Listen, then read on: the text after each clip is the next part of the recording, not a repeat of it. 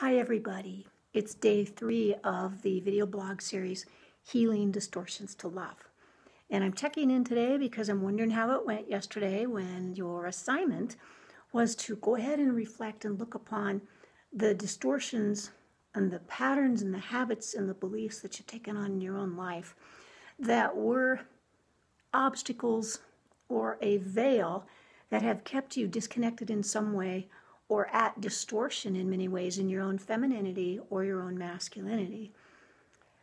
I was looking and pondering at these myself, and I found so many things that ran from my childhood to the collective race consciousness, the way I was raised with religious doctrines and images of what it was supposed to be like to be feminine, and looked at all my relationships and how I came to the belief system and the stories of my experiences that I came to, and then set in motion kind of the creation of my reality of that what I would experience and become ad effective in my life. In a sense, I began responding to all of the programs and beliefs that I believed about femininity for myself and my role as a female in relationships with masculine. Anyway, this is a journey I've certainly done many times before in my life, but I'm doing at this point. I'm not just looking at these patterns from mentally identifying. That's step 1, which is by using the mind to identify and reflect.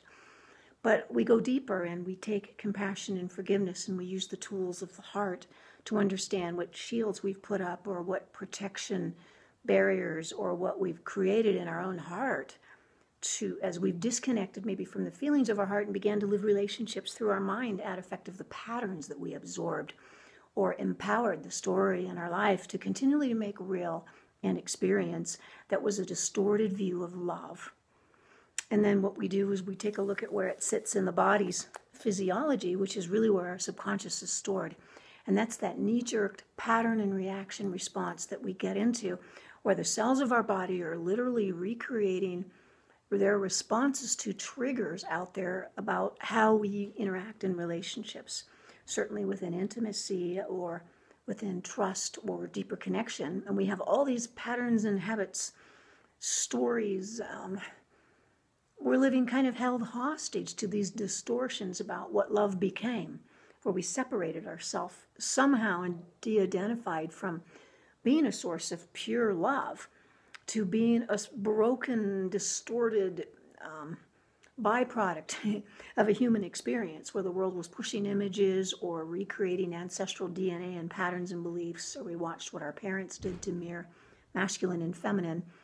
And we may have made choices in ourselves we didn't want to be like that, but we absorbed how they were being like that and picked our patterns up from it. And then we made new choices, and they themselves, because they may have been distorted, making new choices based on reaction, trying to come up with a better way to cope and live and get our love and protect our love.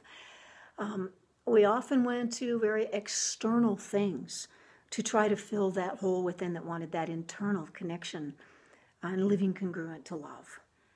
So love gets very distorted by the patterns we play.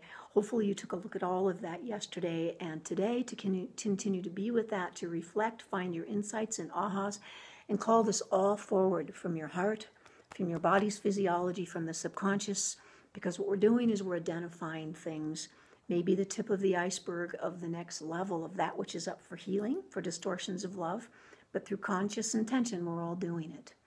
We take these things, we feel these emotions, we reflect through healthy new choices of what we value in our life now to live in connection and in harmony and in authentic expression of love. And we take all of these distortions and we call them forth and we surrender them through our prayers to that altar at Holy Spirit or Pure Source Light or whatever you're doing. But we take ourselves humbly to that prayer space for release. Journal it out, write it out, take it and offer it and surrender it, and call in Pure Source Light to heal those distortions in you now. We'll continue this journey tomorrow and continue to meditate and pray in these areas. And I will go ahead and I'm going to create some prayer assistance and meditation assistance to help purify and bring the alchemy of these distortions that were in separation or fear or protection patterning and programs, reactionary programs.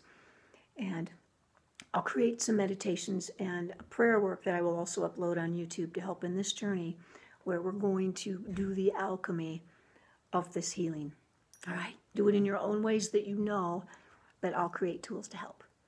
Anyway, thanks and welcome to day 3 of the healing, the distortions of love. Continue to look honestly at yourself and lovingly and write these patterns, identify them from the head, from the heart, and from the body's physiology of how it's lived its programs, and continue to surrender into this with me. I love you all. Welcome to more love.